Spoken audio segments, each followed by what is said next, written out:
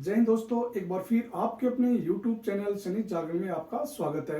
दोस्तों, जैसा आप सब्जेक्ट में देख रहे हैं, इनकम टैक्स पाठशाला बजट 2023। दोस्तों, जो बजट 2023 में फाइनेंस मिनिस्टर ने अभी न्यू टैक्स रिजीम में कुछ बदलाव किए हैं। आज हम इस वीडियो के माध्यम से ये जानना चाहेंगे कि जो न्यू टैक्स रिजीम है उसमें क्या क्या बदलाव किए हैं। उसके बाद हम ये भी देखेंगे कि जो वन रैंक वन पेंशन के तहत जो एरियन मिलेगा सभी भूतपूर्व सैनिकों को, क्या उसके ऊपर इनकम टैक्स लगेगा और लगेगा तो कितना इनकम टैक्स लगेगा। तो दोस्तों, सबसे पहले हम बात करेंगे जो ओल्ड टैक्स रिजीम है उसमें हमें कितने एनुअल इनकम तक कितना टैक्स लगता है। तो दोस्तों, जो ओल्ड रिजीम में 2,50,000 रुपए तक अगर किसी की एनुअल इनकम है तो उनको जो टैक्स है वो बिल्कुल नहीं लगता, यानी कि उनको 0% इनकम टैक्स, कोई टैक्स नहीं देना होगा। और जो 2.5 लाख रुपए से लेकर 5 लाख रुपए तक, यानी कि 2,50,000 से लेकर 5 लाख के बीच में जो 2.5 लाख रुपए है, उन 2.5 लाख रुपए के ऊपर 12,500 रुपए उनका इनकम टैक्स लगेगा। और जो 5 लाख से ऊपर की जो इनकम है, 10 लाख रुपए तक जितनी भी एनुअल इनकम होगी उनकी नेट इनकम, उसके ऊपर 1 लाख रुपए इनकम टैक्स लग जाएगा, यानी कि 20%।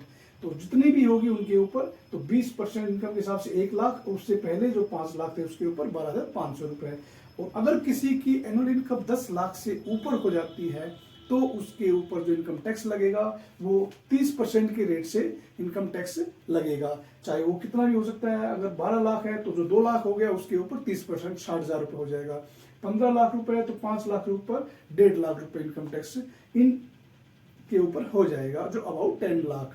और दोस्तों, जो जितना भी इनकम टैक्स बनेगा उसके ऊपर 4% जो सेस है वो लगता है। अगर किसी का इनकम टैक्स 1 लाख रुपए बन गया तो उसके ऊपर 4% के हिसाब से 4,000 रुपए, और टोटल इनकम टैक्स लगेगा 1,04,000 रुपए। और अगर किसी का 2 लाख है तो उसके ऊपर 8,000 रुपए और सेस लग जाएगा। तो उस प्रकार आप देखेंगे तो टोटल इनकम टैक्स है वो ओल्ड रिजीम में इस रेट से लगेगा। उसके बाद हम देखते हैं न्यू टैक्स रिजीम। जो नया टैक्स रिजीम है इस साल से, उसमें क्या क्या बदलाव किए हैं आप देखेंगे। जो 3 लाख रुपए तक अगर किसी की एनुअल इनकम है तो उसके ऊपर कोई टैक्स नहीं देना होता, उसके ऊपर टैक्स नहीं लगेगा। 3 लाख से लेकर 6 लाख रुपए तक जो 5% के रेट से इनकम टैक्स लगेगा और वो जाएगा 15,000 रुपए। और 6 लाख से लेकर 9 लाख रुपए तक जो इनकम टैक्स होगी उसके ऊपर 10% के हिसाब से इनकम टैक्स लगेगा और वो बन जाएगा 30,000 रुपए। और 9 लाख से लेकर 12 लाख रुपए तक का जो 3 लाख रुपए है उसके ऊपर लगेगा 15% के रेट से, और वो जो टैक्स हो जाएगा वो 45,000 रुपए। और जो 12 से लेकर 15 लाख रुपए तक के ऊपर जो टैक्स लगेगा वो होगा 20% के रेट से, और इन 3 लाख रुपए के ऊपर लग जाएगा टोटल इनकम टैक्स 60,000 रुपए। और अगर किसी की एनुअल इनकम अबाउ 15 लाख है, यानी कि 15 लाख से ऊपर जितनी भी इनकम होगी उसके ऊपर 30% इनकम टैक्स लगता है। अगर किसी की 20 लाख है तो उस 5 लाख के ऊपर 30% के हिसाब से उनकी इनकम के ऊपर 1.5 लाख रुपए इनकम टैक्स लगेगा। और टोटल इनकम टैक्स उनका जितना भी बनेगा उसके ऊपर सेम ओल्ड रिजीम की तरह ही 4% उनके ऊपर इनकम टैक्स सेस लगेगा। टोटल अगर 2 लाख इनकम टैक्स हो गया तो उसके ऊपर 8,000 रुपए और सेस लगेगा। तो दोस्तों, ये आपने ओल्ड और न्यू टैक्स रिजीम के बारे में जाना पहले कि जो कितने इनकम तक हमारा इनकम टैक्स लगेगा। अभी हम बात करते हैं जो नॉर्मल कुछ डिडक्शंस होती हैं हमारी। तो जो हमारी नेट सैलरी होती है या नेट एनुअल इनकम होती है वो हमारी ग्रोस एनुअल इनकम से कुछ डिडक्शन होती हैं। उन डिडक्शंस को या कुछ रिबेट्स होती हैं उनको कम करने के बाद जो नेट इनकम होती है उसके ऊपर ये टैक्स लगता है, ओल्ड और टैक्स। तो जो ग्रोस सैलरी से हमारी क्या क्या डिडक्शन होती हैं उसके बारे में हम बात करते हैं। तो सबसे पहले एक होता है स्टैंडर्ड डिडक्शन। दोस्तों, जितने भी सैलरीड पर्सन होते हैं या पेंशनर्स होते हैं उनको एक ग्रोस सैलरी से स्टैंडर्ड डिडक्शन मिलता है 50,000 रुपए का, वो लिमिट है उसका 50,000 रुपए। अगर किसी की ग्रोस सैलरी अगर 6 लाख रुपए है तो उसकी ग्रोस सैलरी से 50,000 रुपए स्टैंडर्ड डिडक्शन के नाम से कम हो जाएंगे, तो उस समय उनकी सैलरी बच जाएगी 5,50,000 रुपए।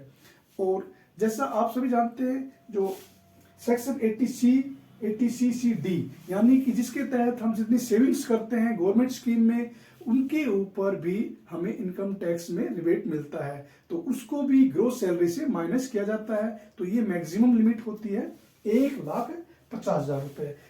तो उन दोनों को मिला के 2 लाख रुपए हमारा ग्रोस सैलरी से माइनस हो जाएगा। अगर किसी की 6 लाख है तो उनमें से 2 माइनस कर देंगे तो 4 लाख ही नेट इनकम बचता है। तो वो कौन से स्लैब में आएगा? वो 4 लाख रुपए तक की इनकम में आएगा, जिसमें पहले 2.5 पे फिर उसको इस सिस्टम द्वारा कैलकुलेट किया जाएगा। पहले 2.5 पे 0 और 2.5 से 4 के बीच में जितना भी उनका इनकम बन रहा है उसके ऊपर 5% के हिसाब से टैक्स लगेगा। ज्यादा है तो उसी अकॉर्डिंगली उनका इनकम टैक्स कैलकुलेट होगा। अभी हम देखते हैं यही दोनों जो डिडक्शंस हैं वो न्यू टैक्स रिजिम में लागू हैं या नहीं।